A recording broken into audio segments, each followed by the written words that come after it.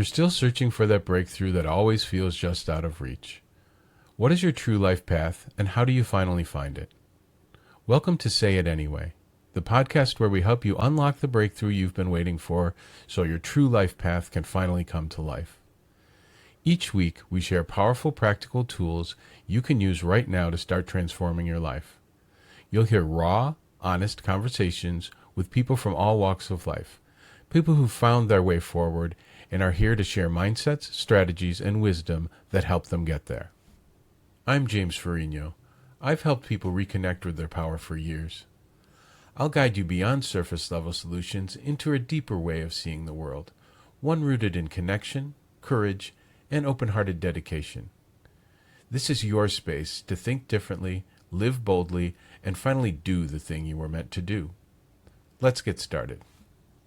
Hello, I'm James Ferrigno, and this is Say It Anyway, and our guest today on Say It Anyway is Michael Rosenberg, co-founder of Radio Valencia, also known as John Hell. Welcome, Michael. Hey, thanks for having me, James. Yeah. It's been a little while since we've seen each other, huh? Quite a while, for sure. A long time, yeah. Thanks. So let's start out with, for people who aren't aware, what is Radio Valencia? And why don't you just tell us about Radio Valencia, and then we'll go from there. Absolutely. Thanks for having me. I think to tell the background on Radio Valencia, I do have to do a little bit of history. I've been involved in Bay Area community radio since 1988. I was at KFJC in the South Bay at Foothill College for a number of years, and that's an incredibly amazing and deep freeform radio station. And it was the best education I ever could have received on what radio can be. I had had a dream to be a radio broadcaster since I was a young child. And so when I got involved at KFJC, it's not your commercial radio thing. So it's a different animal, if you will. So doing that for a while gave me an idea of, well, if I can be involved in commercial radio, I want to do it like this. And so going to fast forward a little bit, I ended up getting my degree in radio broadcasting from San Francisco State. And then I went out looking for a radio job, and having already done KFJC, and I co-founded Radio Free Burning Man in 94. So doing pirate radio out in the desert for a number of years. And now I'm looking for a radio job. And, you send the letters out, you send the tapes out of your air checks, and it just one after the other, I'm getting the letters back saying, no thanks, no thanks, no thanks. And that's a bit demoralizing. What year was this happening? Around 2000, I ended up finally getting my degree. And again, having been in radio and even touching a little bit in commercial as an intern. So by 2000, I'm just ready to go. My thought was, hey, I don't care if I start at the bottom, because in 10 years, I'll be running the show. Well, they didn't really like the fact that I had so much time in college radio and non-commercial. And what I kept hearing back was, it's hard to mold you into like following what we want you to do. I ended up getting a job at 97.3 KLLC, also known as Alice FM, still there. And I'm not still there, it's still there. And I was there for a little over a year, and they told me the same thing. They go, you're really great, love having you, but it's obvious you're not going to do the commercial thing. We want you to play music that you don't like. We want you to say things that you don't want to say, because that's what they do. They go, play this, say this, don't deviate. And I learned right then, this commercial thing really is not for me. I need to have the ability to play what I want, say what I want, interview who I want. And so sticking around the Bay Area, involved in other community stations. I joined San Francisco Liberation Radio, well-known pirate station, in 2000, while I was also looking for the commercial work. I was involved with them up through and including the raid by the FCC in 2003, which led to a pretty important not Supreme Court, but Ninth Circuit Court of Appeals case, where we actually helped set some precedent for low power FM. That was a very exciting time for us. I got involved in Pirate Cat Radio, which, was in the Mission District of San Francisco. I was with them for a few years. And then I went and started another station called FCC Free Radio, but my partner really wanted to make it comedy and classic rock, and I recall that. And I'm like, this is not really what I want to do, comedy and classic rock. have its place, but not with my vision. So I got approached by John Rinaldi, who's known in San Francisco's Chicken John. He's a producer, performer, and he owns or at the time he owned a warehouse. And he approached me and says, I know you've been wanting to do this freeform radio thing. I have this performance space. I love the idea of having a radio station right in the entrance. So when people come in for whatever the performance is, the event is, they're going to go, "Whoa, wait, there's a radio station like right here." So it's like, okay, I'm into doing that as long as it doesn't become your station, because he has a lot of ideas, and like, good for you, but this is what I would like to do with radio. He told me that wasn't his interest, that was up to me. So I recruited some people that I've been doing some work with before to do the tech work, to put the website together, get the equipment together. And, we launched. It was a very small space. It was like 5 by 12. And, so not very big at all, but enough for the board, enough for the turntables, the CD players, and even some vinyl on the wall. And from there, we, started to do the recruiting. My vision was, within 5 years, we were going to be the toast of the town for freeform radio in San Francisco. KUSF still existed, 90.3, which is the University of San Francisco's amazing freeform station. KFJC in the South Bay is still there. KZSU at Stanford is still there. KALX in Berkeley. So we're feeling like, look, Radio Valencia has a space. We can do this too. Those stations have already set precedent as freeform stations. They're incredible. We believe that there's room. So when I started doing the recruitment, and I'd already been in radio for so many years, it didn't take long for me to recruit some really incredible people, really great folks, most of whom had already had experience in community radio, understood the mission of like, let's keep going deep. And of course, we started as a pirate station. And so for us, it's like, look, internet empire, play whatever you want. Language be damned. Let's just get out there and show people who we are. And so we were able to get that going and build that up. And, we were Chicken John's place for about 2 years. And at that point, we had about 60 people on staff. And each host having a 2-hour slot once a week. But we had other people doing other things, tech work, etc. So like, we were rolling. We awarded in the Bay Guardian Best of the Bay a few times for certain shows, not for the station itself, but for certain shows. We're co-presenting events at different clubs around the city, ticket giveaways, lots and lots of interviews from so many different people, from musicians and artists and activists and politicians coming into the studio. So that was just our first 2 years. And I'll pause there, but that's kind of how we got rolling. Okay. And when was that first 2 years? Yeah, 2010. So so we flipped the switch in August of 2010. So we just turned 15 a few months ago. Okay, fantastic. Yeah. Happy birthday. Thank you. Yeah, I know. We're like 15. That's incredible. Yeah. So I have a couple questions. So this is just my own curiosity. So at Alice, you were not allowed to play. There was no space for any of your own choices. It was 100% their choice. That's commercial radio, 100%, man. 100%. Everything's programmed. I worked with the program director at another station. Coincidentally, the station before it was Alice was KRQR 97.3, the rocker.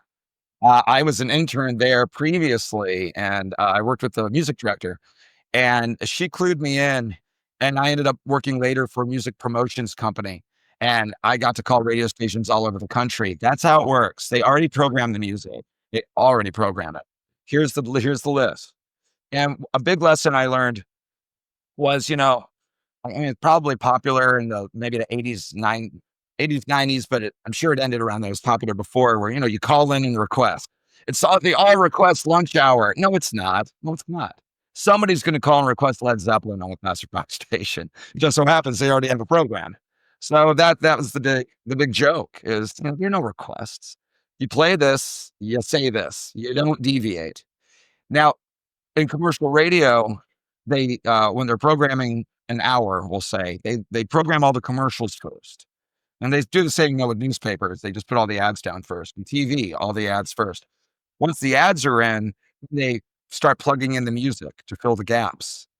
It is possible that there might be a handful of minutes left, 3 or 4 minutes left at the end of an hour. Then they have the list of the accepted songs that you can choose to play. But again, you've got to stick to the accepted list. You can't add it. And I mean, this was a time when I was at Alice, and you got to think, when was that? 99, 2000, 2001, right around then. I mean, I was thinking of the music even back then, and I was trying to say to the music director and program director, you should be playing these artists. I can't recall who they were at the moment, but incredible music that would have been totally fine on the station, would have helped the artist as well. And they're like, let the professionals do the job. Wow. Yeah. Yeah. Oof. Yeah. I guess it's definitely changed since I was a kid. I remember when I was growing up in Southern California. I know that KROQ and KMET, the DJs had a segment of time where they could play their own music. But now, KROQ, you had Rodney Bingham, Rodney on the Rock. He had a lot of leeway because of who he is. And so you have certain DJs that exist at certain stations around the country at one time that had much more leeway to play the things that they want to play. But that's the exception, not the rule, especially with consolidation.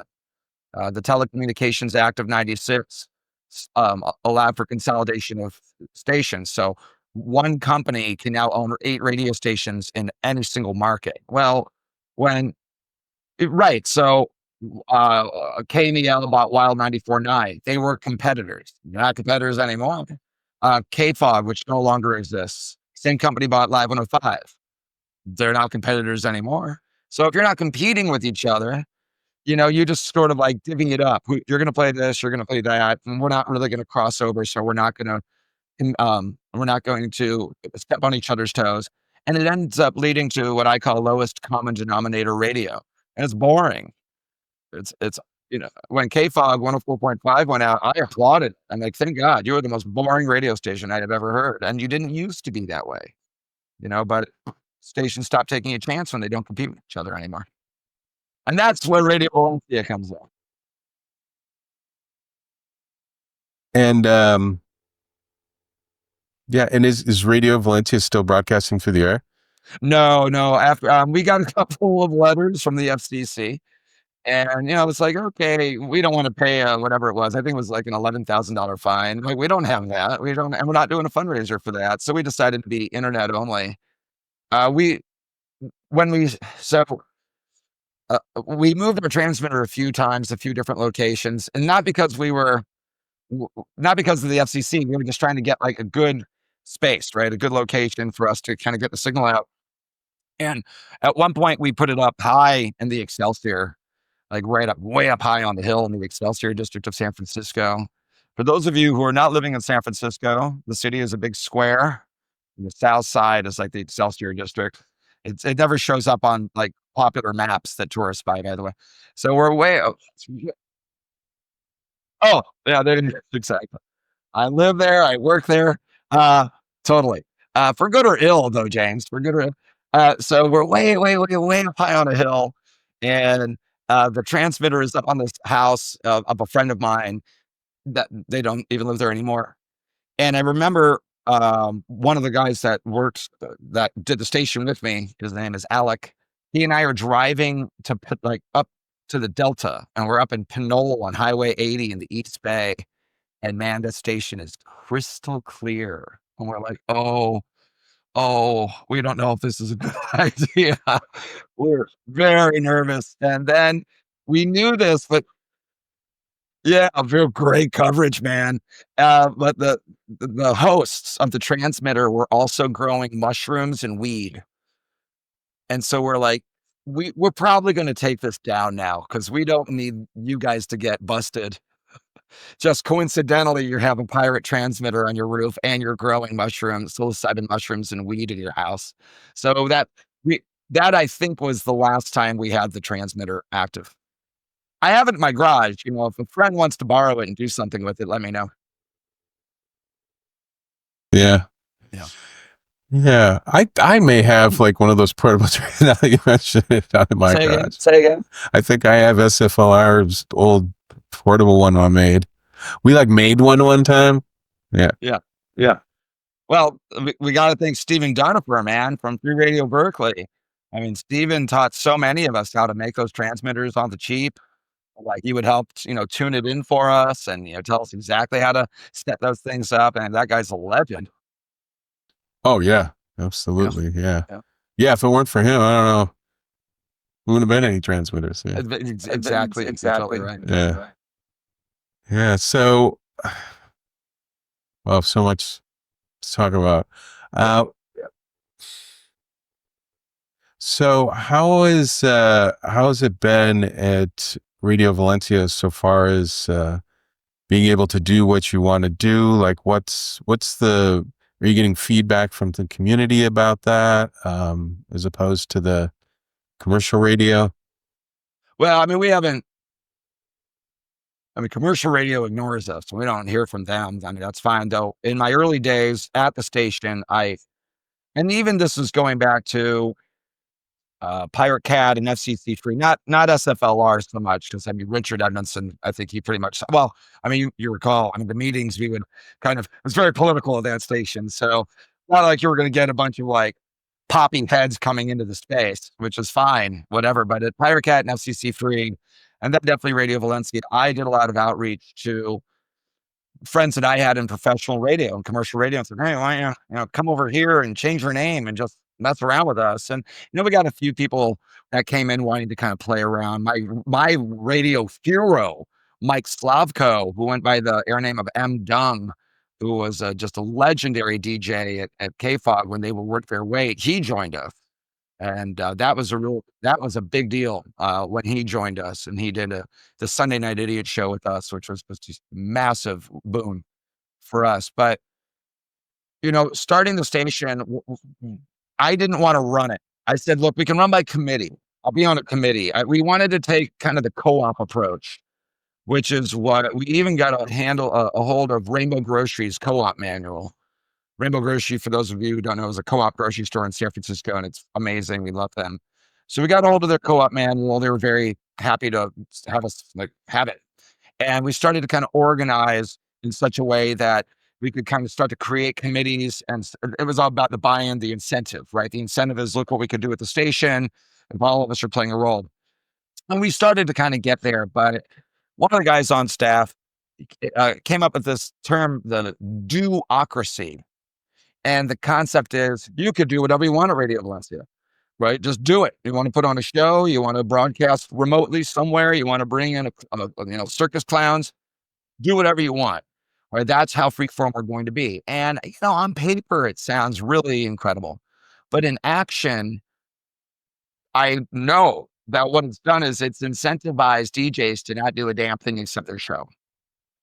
Oh, I can do whatever I want, then that implies I don't have to do anything. And because of that, what ended up happening is wanted it to be a committee-based station, programming and music and publicity, events, promotions, etc. Now, in the end, only a handful of people have really ever done much of running the station. So where I didn't want to run it, I didn't want to be the general manager, program director. Though the first few years I definitely was program director because I was the one building, or recruiting and building the programming. After that, I'm like, okay, we'll run this as a committee, but it's not just going to be me.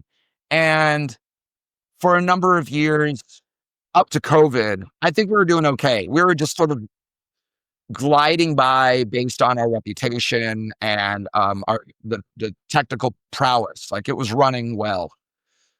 Post-COVID, COVID hit us. Like we went from, at that point, we had about 80 people on staff leading up to COVID. We had an amazing location for a number of years. We had moved from Chicken John's warehouse to an amazing freaking space up on 20th and Mission, top floor. We were there for 7 years. We built out a 360-degree soundproof booth. We had bands in there. We were just booming. We were really doing great. Long story short, the landlord was going to gut the building, or everybody moved. So we moved to a smaller space, like a work share space. We had a closet. It was awful, but the staff stayed. And then we learned that our landlord at that place wasn't paying the landlord. So everybody in the whole building was kicked out within 72 hours. We found ourselves homeless. And this was in late November of 2019, right? COVID's right around the corner. So now we have a lot of DJs who have no ability or know how to do any shows remotely. So now we start to lose staff, and then COVID hits. So we got down to a skeletal crew. I don't think we had 30 DJs, at that point. We found our current space, which is on 22nd Street, right next door to Makeout Room. It's in the Mission District. For those of you who don't know, it's a storefront radio station. Come on, man, dream come true. Sign the lease, move eventually because of COVID restrictions, and then we start to kind of grow again. But now at this point, when it comes to leadership and running the station, if I don't take the reins and really start to move this thing forward, it's going to die. So we do have a steering committee. It's me and two other guys, Steve Courtney and Mike Gilmore. Like we're the three. We meet regularly. We're the ones who set the agendas. We're the one who move things forward. We have like a fill-in coordinator. Sky Marco is amazing. We have a couple tech guys. So there's a lot. That's where the communication is. Like it's us. But leadership has been challenging because the idea was we're all going to do this. And people join going, yes, of course I will. And then we communicate what we need. And it's crickets from most of the staff. They just want to do their show. So it's tremendous. It's really compromised, I feel, the overall integrity of the mission. I think the shows sound great. I love listening to the shows. I think individually all the shows sound really incredible. But, it's supposed to be a cohesive station. So post-COVID, kind of a bit of an identity crisis. Okay. And so that's interesting. I remember that happening at SFLR in the 90s. Yeah. There were Richard and me and Sarah Olson did everything. Yeah, I remember that. Once we moved to Eureka Valley. Yeah. Oh, once we moved, yeah. Yeah, I remember that. And just nobody, yeah, it was like you couldn't get anybody to do anything. Yeah. Yeah, and after it shut down, I remember trying to set up a news station. I just couldn't. It's like I didn't have the time to do absolutely everything by myself. I couldn't do it. It was close, but. Yeah. Hey, I understand. During the summer months, I'm very active. Like I'm a teacher, so if summer happens, man, I'm at the studio. I'm doing all this stuff. I'm very active. Fall break's coming, winter break's coming. Like they know. Like, oh, here comes John Hell. But I mean, it's all good. Like I'm just super engaged and wanting to do more. But I don't know. Yeah. You have to work sometimes, Yeah. I read that. Yeah. Yeah. Heard about it. Let's rewind and a little bit. I want to ask you, how did you first get into radio when you were a kid? Like, where did your interest start? Yeah, thank you. That's a good one. My dad, kid of the 50s, really into music. So there was always music playing in the house. I was born in Toledo, Ohio. So we're talking, the Midwest. He was big into Detroit and Chicago, soul and jazz, and not really jazz, sorry, blues, soul and blues. So a lot of that, a lot of blues, out of soul, rolling through the house. My two older sisters are 6 and 8 years older than me. And then they had the rock of the 1970s on in the house. So that's what was around me. And radio was a lot more exciting, I feel, back then. It hadn't been completely, corporatized. So I remember listening to radio and being just thrilled about the sound. And I have a deep memory of being 5, 6, maybe 7 years old. And I had a tape recorder and I put it right up to the speaker and I would play this, the song would play, and then I would back announce it. And what I wish I had that because I have such memories of doing that. That was Led Zeppelin, whatever. And so I knew at a young age that I want to do this. And then a few years in, later, 1978 or so, WKRP came on the air. And, come on, who doesn't want to be, Johnny Fever? That was a massive moment. Of course, man. And so that just starting my interest to continue. And then I was living, we moved to California in 81 and I was going to high school in San Mateo, south of San Francisco. And my stepmom said, hey, why don't you find your favorite DJ and call them and ask them out to lunch and interview them, do an informational interview. I'm like, what are you talking about? I'm like so embarrassed by the thought. She goes, no, honestly, like go meet them. So I call up my favorite DJ who I mentioned earlier. I call up Mike Slotko. I'm dumb. I call him up on the phone while he's on the air. And I'm like, I must have been like 16 or 17. I'm like, hey, can I take you out to lunch? And he goes, yeah, fine by me, free lunch. I get up to the city. I take the train to the city. I meet him in South of Market, and we go to a deli. I buy the guy lunch, and I'm just peppering him with all these questions. And he said, "Yo, two things." He goes, radio was a party back then. It's a party. You get to know all these musicians. You're interviewing great people. You're playing in music. You could have a character. You turn yourself into a character, and you go to the party, you go to the concerts, you go to the parties, and I'm like, oh yeah, oh this is great. And he goes, but there's no career here anymore because the corporations are pretty much taken over. He goes, there was, not now. Forget it, kid. Go find something else to do. And I'm like, no, don't tell me that. Don't tell me.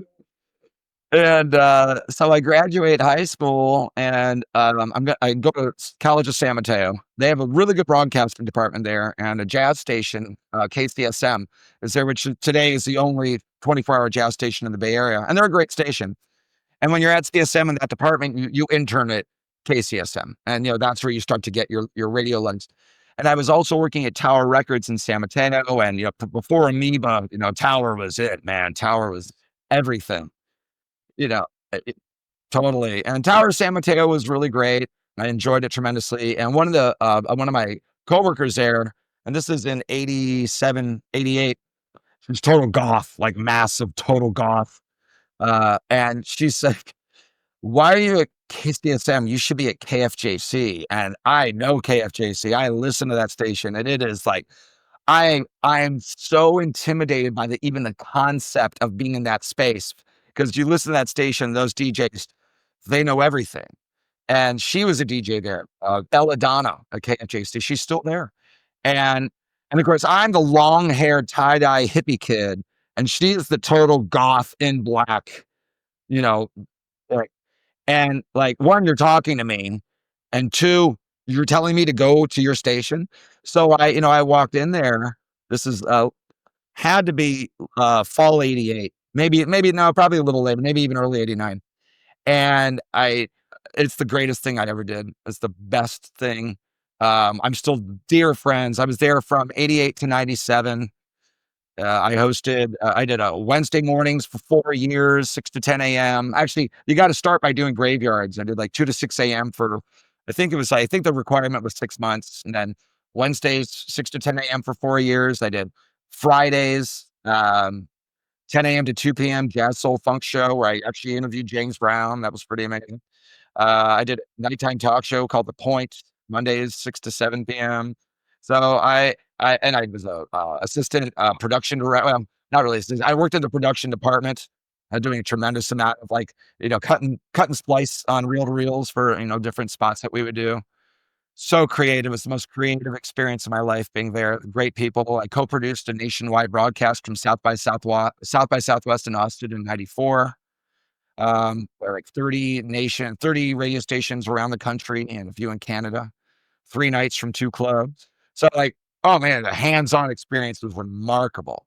This is like everything I want to do, but it's college radio, Foothill College. So, I had to get the degree if I want to make the career.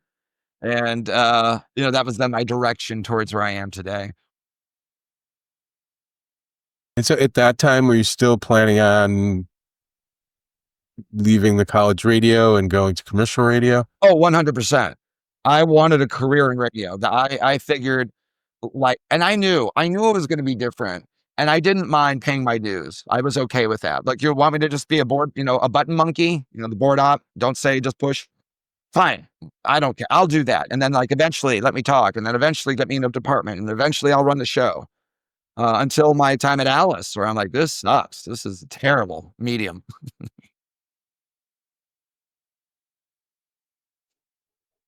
Fully. Yeah.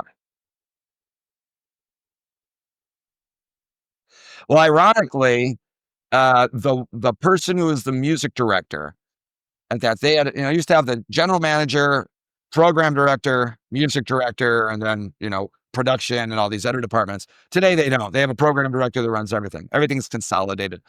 But coincidentally, the music director who I reported directly to, that person I trained at KFJC a number of years previous. And this was the person who told me, I had been doing Sunday mornings for at least a year. And they said, yeah, the person that you were covering for is coming back from maternity leave. So we'd like you to do graveyards. And I'm like, you never told me about maternity leave. I'm married.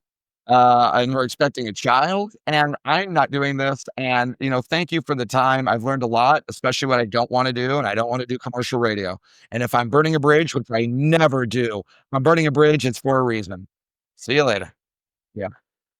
And actually, I got into SFLR very soon after that. Yeah. So you were coming from, that was only a year or two later, right? Had to be, yeah. KFJC, and again, I'd done Radio Free Burning Man at the same time as that, but KFJC, that time at Alice, which, I still need to wash myself, and then SFL. That was cool. I was working at Trader Joe's, and somebody came in wearing a Liberation Radio t-shirt, and I went to the aisle and I said, who are you? What do you do? How do I get involved? And that's how I got, I was not shy in the least. That's great. I got to SFLR the other way around. Someone came up to me and said, do you want to be on the radio? Had you done radio before? I had, no, I hadn't. Not really. Right on, I was somewhat involved with with KPFA. I wasn't on the air. I was just involved in the activism of it. Sure. So, yeah. Wait, I just lost something. Are you there? Yeah. Can you? Okay, cool. Okay. Yeah. Yeah. Okay. So why don't you tell me something about your teaching career and how that ties into the radio? So you were actually in the radio first, right? And so the teaching. Oh yeah, for sure. I mean, that was my passion, my drive. Once I got, rejected from, all these stations, and I was willing to relocate. That's the thing in any media career. If you're willing to relocate, you'll get the job. And I had sent out, all my air checks to an air check to many stations and get rejections. And a lot of it's because if you listen to commercial radio, I mean, there's a script. Listen to how they talk. It's very obvious. And I'll read a public service announcement just fine. Absolutely. I'll do the business. I'll give the tickets away. I'll announce the shows, etc. But other than that, I'm going to say a lot more. And after the rejections, I was like, okay, I'm going to do the next thing I wanted to do. I want to teach, because I figured I love history. I love political science, sociology, philosophy. I'm like, yeah, I always knew I always felt eventually I would become a teacher. I just didn't know it was going to be right then. So I went back to San Francisco State, where I got my broadcasting degree, and I got into the teaching program for social studies. And that was, what was that? 2002, something like that. And I got my teaching. I started teaching where I am now back in the 2003, 2004 school year, and I've been there ever since. Same school. It's great. I like that, just staying where, I commit to a job, but it also helps that it's a really good one. And I like being there. It's a good public institution. I have a lot of veterans there. We are a very strong unionized school, so we feel very empowered, and our administration, for the most part, respects that. So we work together, to solve problems more often than not. And so I feel like, I have a good voice there, and it's worked. No, high school. Yeah. High school in San Francisco. And we have these thematic pathway programs where students go into, it's almost like a major in college. So students go into this for their junior and their senior year. They would take like the thematic elective, the US history and the literature class, like all those, group of cohort. And then senior year, the same kids take the government economics literature class and the thematic elective if they have it. So same teachers for 2 years. And we have these many pathways. We have 5, and the oldest in San Francisco Unified is the Law Academy. That's me. So I'm Law Academy. I teach the junior pre-law elective, and I teach the senior government economics. So it's, I mean, it's never boring. I'll tell you that. Yeah. Yeah. Yeah. And a lot of transferable skills. I mean, I run a radio station, and I'm also the director of the academy. So there's a lot of outreach, a lot of community outreach, a lot of cold calling and getting people to do stuff with us. Whether it's, judges, lawyers, elected officials, policy, wonks, get them to come in, public speakers, field trips, et cetera. Donate money. We are a public institution.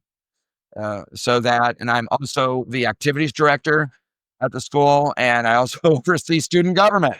Hey, so I'm not bored, I can tell you that. Wow. Yeah, there's a lot going on.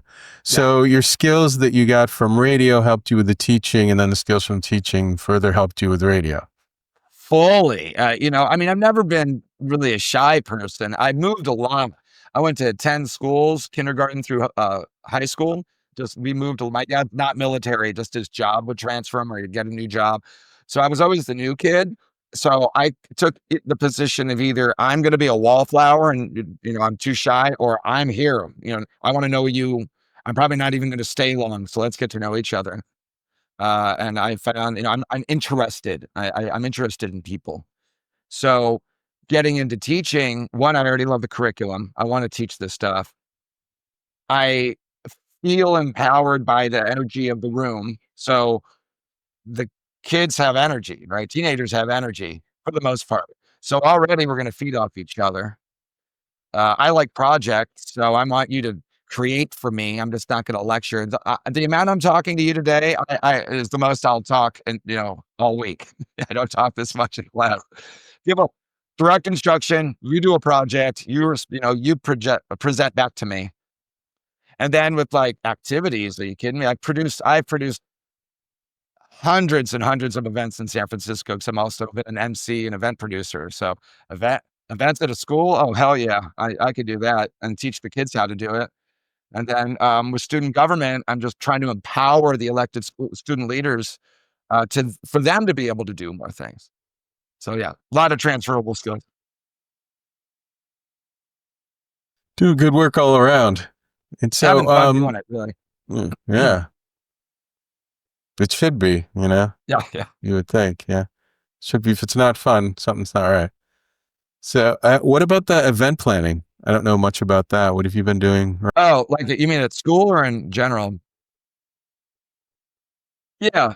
Well, I was doing, let's see, I think it mostly started to flower after I got involved in Burning Man in 94.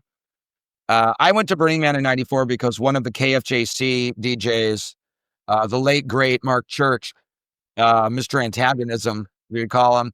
That was his air name. He had gone to Burning Man, I think, in 93. And it was not a Burning Man event. I mean, it was Cacophony. It was the Cacophony Society had brought it out to the desert. And I'm not going to get into the long history of Burning Man, but it was very small.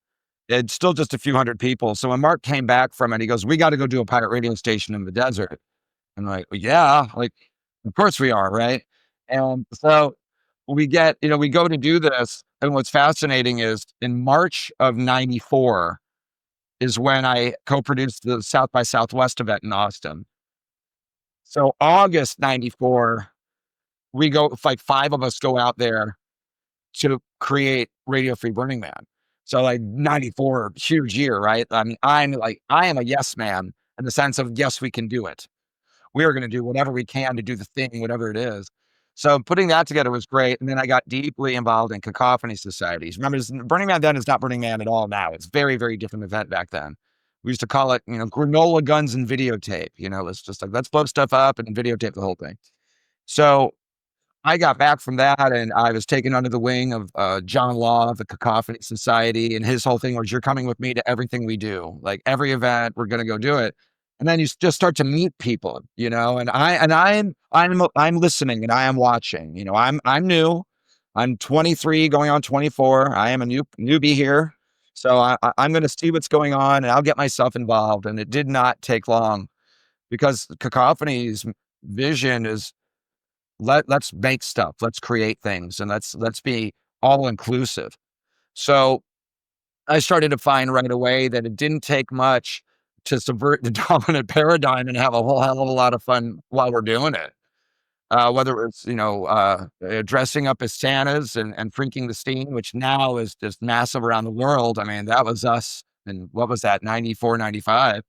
Uh, or, the power tool drag races where we're, belt sander versus angle grinder or, Lost Vegas. Yeah. I co-produced that event and emceed it.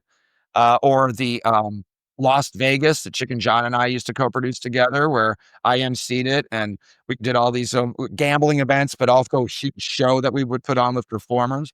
And of course, then you have friends that are starting to run nightclubs, like 12 Galaxies or Spangenka or eventually the Dark Room or Cell Space. So like we're all growing up together and we're all putting on shows. Church of the Bleeding Ulcer, where every week somebody else plays the preacher and puts on a improvised sermon. I did it 4 times. It starts with like 12 to 20 people. And after a few weeks, it's a packed house with over 150, 200. We had to move to a larger space. Or the weekly game shows that we put on that had to also move to a bigger space. And we built a whole Hollywood Square set. So you start realizing like, you're my co-conspirators. We could put on a show. This is fun. And it's not as hard as you think, from like vision to, mission, and putting it into action. You're going to break some eggs and just add that mess to the whole cake. And so I bring that with me. So my work at school, and I tell my student leaders who are doing this, I go, you're supposed to have a lot of fun doing this. And it can be messy, but when you put on the show, don't let anybody see you sweat. Don't let them know how hard it was. You put in the effort and they learn it and they see it. And more often than not, they come out of it having had a lot of fun putting on whatever show we're doing, whether it's a big spirit rally or a talent show, whatever it is, a big school-wide assembly that I have this, students do a couple times a year for certain things. I bring all that, and I bring a lot of my prankster, mentality into it too. Like we got to have a little wink and nudge every so often. And my faculty knows me. My principal, administrators know me. They're like, oh yeah. We see what you're doing. Uh, I don't. I will ask permission for certain things, but I don't mind just doing things and not necessarily asking for forgiveness. Usually, I can almost pull things off practically every single time, so I'm not going to be underhanded. But usually, if Michael's going to do a thing. All right, it's going to be worth it. Let's see what happens. I like to make people laugh, so the faculty has more often than not are cracking up at whatever I'm trying to put on.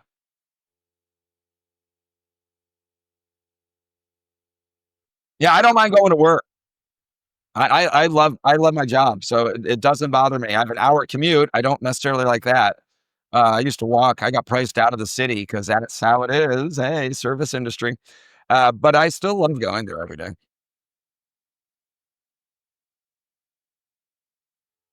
Yeah, it sucks. Hate it. And I have spoken directly to the school board and the superintendent, like, hey, come on, you're losing good people. I love what I do, and it shows. And like, I'm not the only one that you've lost, but I'm keep coming back. And I can't remember which district it is. It's South San Francisco. Maybe one of them. They build housing for teachers. They're doing that in San Francisco as well, but that's I I think that's not for my demographic, and I'm talking mostly age. Um, I'm older. I've got 2 kids. This is mostly for younger. They're smaller. They're like studio, 1 bedroom, 2 bedroom kind of thing. Older family. I've seen what they got. I'm stoked that they're doing it. I'm hoping that the new teachers that come in that they're going to be able to hold on to them. Like because we're too much turnover with the cost of living. So, I mean, I like where I'm at. It's not like I don't. I just don't want to have to commute like I do. Same with my radio station. It's in the Mission District, so I have to I have to haul my butt there every week.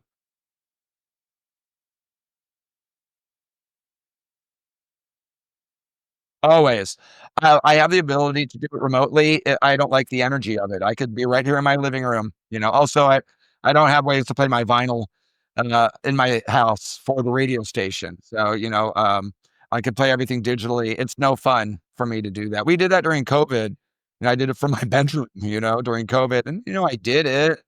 But there's nothing like, and you may remember, man, being at a board with a microphone in front of you, there's nothing like it. The energy I feel it's just wonderful. And we have a storefront radio station. So the door is open, people are passing by, people are popping in. We've recruited some people because of that, which I think is wonderful. So I don't mind making the drive on a Monday night. It's fine. Yeah, that makes it even more fun with the storefront, I'm sure. Oh yeah, yeah, yeah, yeah. Yeah. So where did you come up with the name John Hell in Hell's Oh, Kitchen? man. Where'd that come from? So when I was at KFJC, I was the Reverend Da Wave. And that came from an amalgamation of a few different things that you're a radio DJ. What was your air name? I don't remember. Yes, thank you. Right on. That's it. So, radio DJs have air names, and I got to Burning Man and I'm like, I can't be Da Wave at Radio Free Burning Man because that's KFJC. Like, I need to have a different nom de plume. And I had seen this Rowdy Roddy Piper apocalyptic movie called Hell Comes to Frogtown. And I'd seen it like a year or so before, but I swear to God, I'm like, that guy's name is John Hell. That is a great freaking name for like a desert apocalyptic character, right? John Hell. Turns out his name is Frank Hell. I'm like, that is a lame name. That is not a good name. I don't know. Maybe Sam Hell would have been good, but Frank Hell, no. So by then, John Hell already stuck, and I kept it. So John Hell is 31 years old now. Yes. And when I go back to KFJC, and I'll fill in there. We do an annual James Brown birthday special, and I'm John Hell. I don't go back to Dot Wave at that point. But it's funny how many people call me John, and I answer to it. I get it. I get it. It's a weird thing being at a performance scene, especially the Cacophony Society and a bunch of events. John Hell is the MC. So people know me as John, but there are people that know me as Michael. So I've always appreciated the confusion. Like, what do I call you? I should have both. Recently, I thought maybe I should just be Jean Michel. I don't know. But I have a dear friend, dear friend, Dana Albany, who's an outstanding artist. You should look her up, Dana Albany. And for 30 years, Dana's called me Michael John Michael. And I will not correct her. I let her, that works for Dana. I'm happy to respond to. But I was at a memorial yesterday for a DJ who passed, and a bunch of old friends I've known forever, and half are calling me John and half are calling me Michael. And so it's like, yeah, sure. Yeah. But the character has changed because when I started, and especially it was very specific for Radio Free Burning Man, I really felt John Hell's mission was to make fun of Burning Man. Like, I'm going to be a caustic pain in their ass. I'm going to be a thorn in the side of Burning Man. I'm going to make fun of Larry Harvey. I'm going to make fun of the event because that's who John Hell is. And if I go back and listen to the air checks of 94 to 98, I left after 1998. Yeah, that was John Hell. That's not John Hell today. I'm not. If you listen to my shows on Monday night, I mean, I'm sarcastic as all get out. And I think I'm funny, but my mom would say I have a really good face for radio. Thanks. So I play on the joke, which is fine. But I've eased with age. John Hell is eased with age. Not quite as critical. I mean, I am, but not in the same way. So like over the years, because you've been doing radio in the Bay Area for a long time now, Yeah. how has the changes in the Bay Area and it impacted the radio culture, and like what's different about it now? Well, I think unfortunately Spotify has just made itself so obvious in commercial radio. It's all programmed. with that now. It's so obvious. I mean, it's true. I've read all about it anyway. It just is. So I think, oh yeah, they're absolutely using all of the, that they're able to look at the data from a particular region and what's popular based on the genre, and they're just letting it direct what's getting played on the commercial stations, and it's so insulting. So I think non-commercial and college radio, KFAC, KZSU, CalX specifically, those three, they are continuing to like not do that. And Radio Valencia, of course, like we say very clearly, we are not using AI. We will not use AI, whether it's like a Chat GPT thing or Spotify. Like, no, why would you do that? That's insulting to the listener. One of the things that we pride ourselves on, and I can say the same because I have friends at CalX and friends at KFJC, we all know very clearly our job is to curate the sound. I listen to so much music, James, all the time. It's constant. That, even in my work day, my kids are working on projects, there's music playing in my room that, if I'm listening, and I have a lot of respect for KEXP also, which is now, streaming and playing in the Bay Area. These DJs are doing the work. We're listening to the music. We're talking about the music. We're going to sing bands. I saw 3 great bands last night.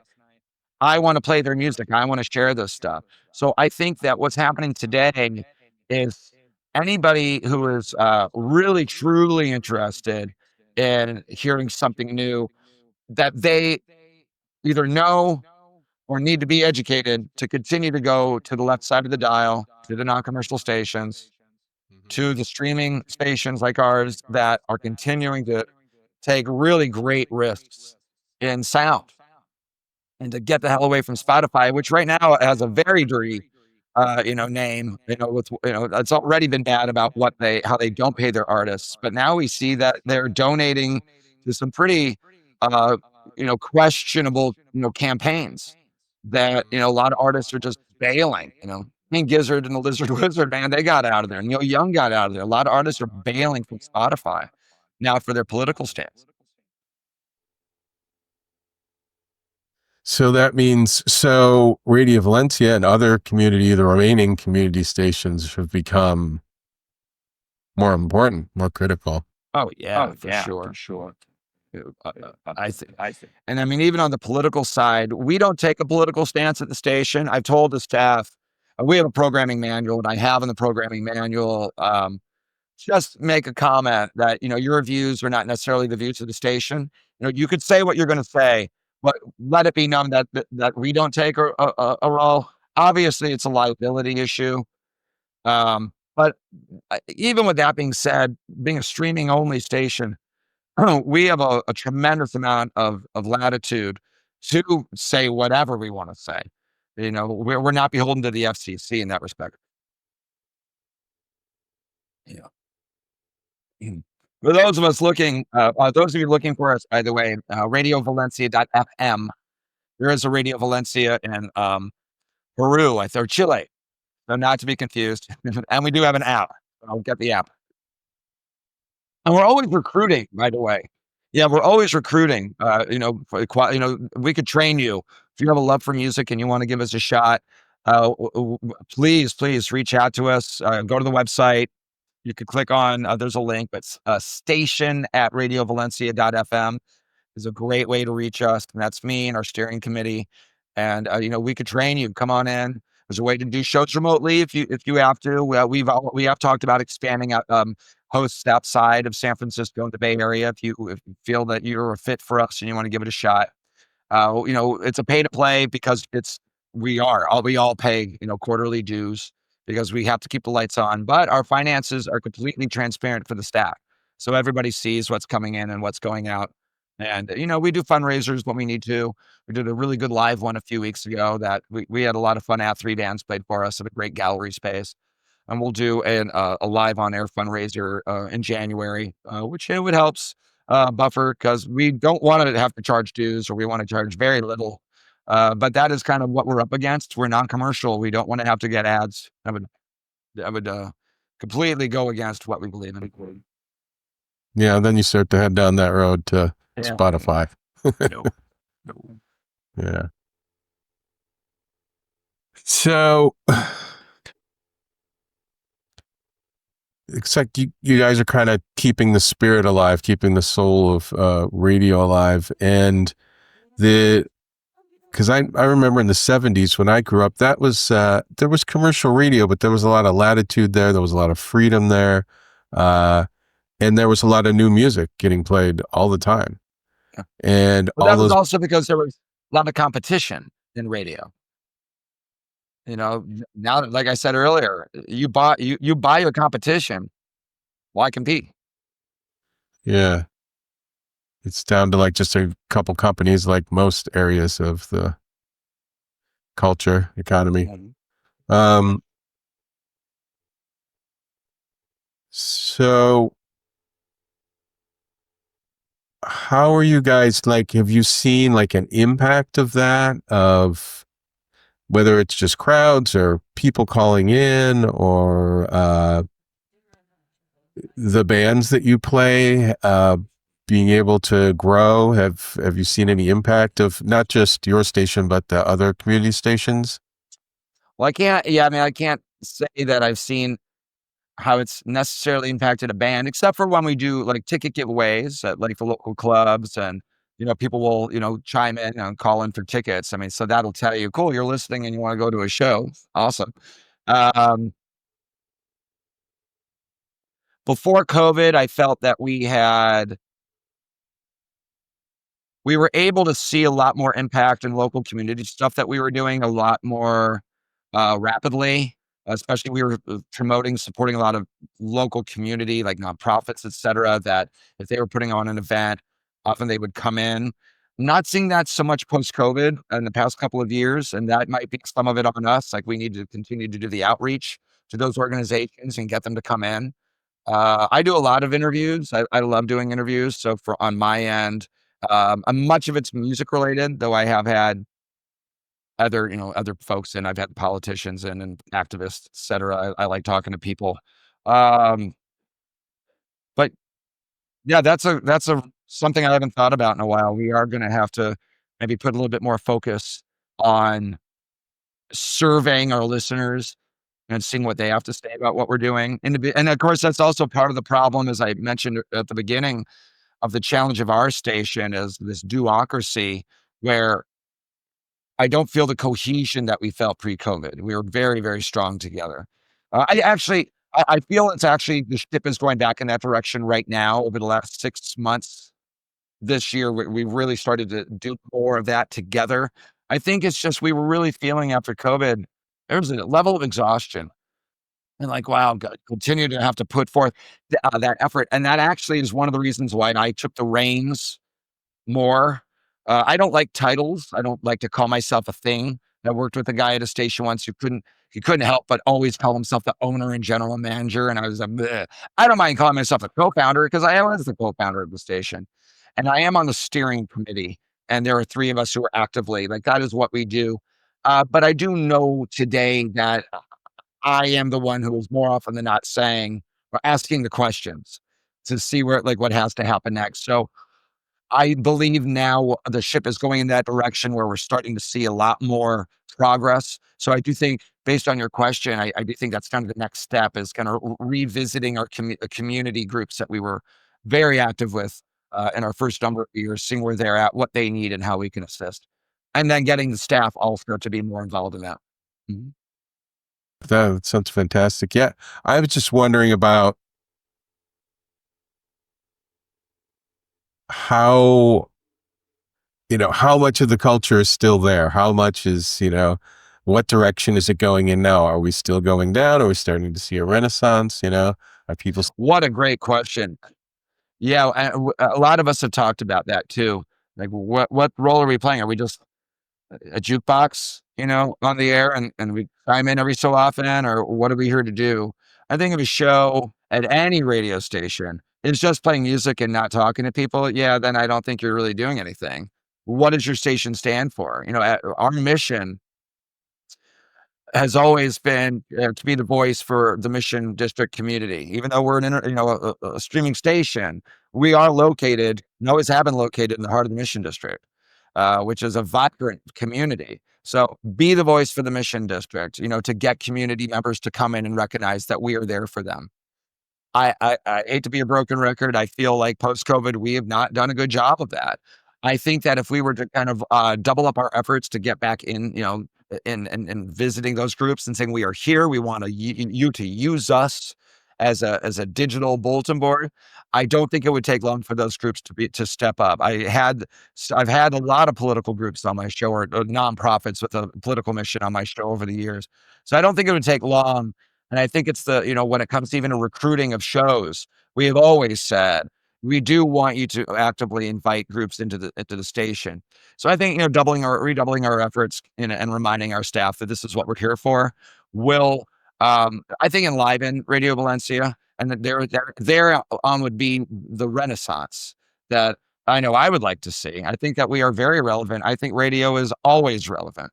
Always relevant. And I think, considering how it's not difficult to create a pirate transmitter for your station, when the TV stations and the terrestrial stations and streaming gets taken down by a fascist government, I think radio is the medium that can continue to thrive and be relevant. Absolutely. Absolutely. And you guys have the storefront. So can people just go into the station walking by? Oh, absolutely. 3227 22nd Street. Yeah. We're right next door to Makeout Room. My door's open unless it's super cold. My door is open during my show. I love it. I love when people walk in. It's wonderful for me. It's great. Yeah, it's sure. We're streaming, but yeah. And it's funny because, like, I might be talking and then people are like, wait, what's going on? What are you doing?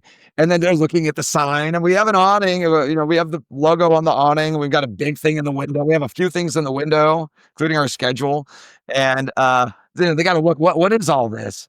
And it's just like, wow, we got to do better. But I'm on at night, and it's possible people are going out to eat in the area. They're never over there. But we're next door to Makeout Room, which is a great nightclub. And, there might be shows going on and people pop in. I've actually dragged performers, like, that are on the sidewalk smoking a cigarette, between sets. Come on, I'll interview you. What's going on tonight? Come on the air. We'll talk. So we have all that autonomy, do whatever we want for that. It's wonderful. And like I said, I've recruited hosts who've walked through and wondered what we're doing. What keeps you going? What keeps you excited and interested after all these years doing this stuff? Like, Yeah, I don't really reminisce. I mean, your questions today, I haven't really thought about, in a long time. I really don't often reminisce so much. I'm really a person who likes to think of what the next thing is going to be. I'm always excited about what's next. I do, like, I can look back and go, right on, man. I did that stuff. My daughter, who's 21 now and has done radio with me since she was 7, she's funny because something from the past will come up in conversation of something I had done. And she'll look at me and be like, wait, you did what? And why am I finding out about this now? I'm like, well, because I don't know. I don't think about my biography so much. I just think about what's the next event? Who do I want to interview? What show do I want to go to? Who do I want to see? Like, friend-wise, like, I want to get together with so-and-so and let's go do a thing. So what gets me going is always that idea of there's always something to do. There's always something going on. And say yes. Just go and do it. And we live in a great place. I mean, come on, man. The Bay Area. I mean, I know it's ridiculously expensive, and I do live on a teacher's salary, but there's a lot to do for free. There's a lot to do for free in the Bay Area, and there's a lot to do for, relatively cheap. I mean, I went to Bottom of the Hill last night, and I paid like $12 to get in to see 3 remarkable bands. Yeah. Yeah. It was fucking great. It's like, yeah, there's great stuff to do. And I don't have a drug habit, and I'm not an alcoholic, that is having a hard time getting myself up. And I only say that lovingly for friends of mine who I've lost, that, like, yeah, they lost, they lost. I love them, and some who lost their lives where did not feel that they had a lot happening or couldn't find or connect to what's happening.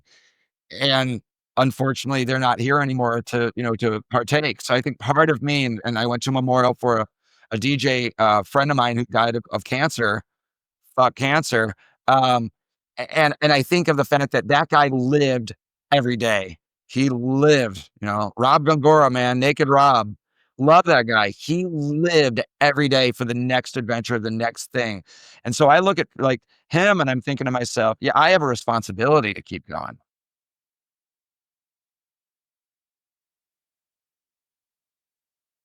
Absolutely.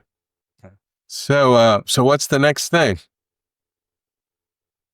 Yeah, what is the next thing? Well, I mean, there's always the radio station, right? So there's just always the what are we doing? What do we need to do? There's a number of clubs I want to reach out to that, we have relationships with so many clubs in San Francisco. So I want to do some outreach and get involved and doing some co-presents so we can get into the studio, into the clubs and table it and MC it and get up on, get our staff seeing shows. That's a big deal to me. And I do think having our conversation today and being reminded of going out and talking to the community groups and getting them back involved with our station like they used to be and finding some new ones. I think that's the next step. That's a big deal. And I mean, as for me personally, it's still early in my day, so confident that I'm going to get out there and go do some stuff. Probably go do some record shopping. That's the end of part 1 of our interview with Michael Rosenberg. Join us next week for part 2. James Ferrigno here, and it would be great if you guys could subscribe, like, follow whatever platform you're seeing this on, because that really helps me be able to continue the podcast. And so if you can do that, that would really help us out. Thanks a lot.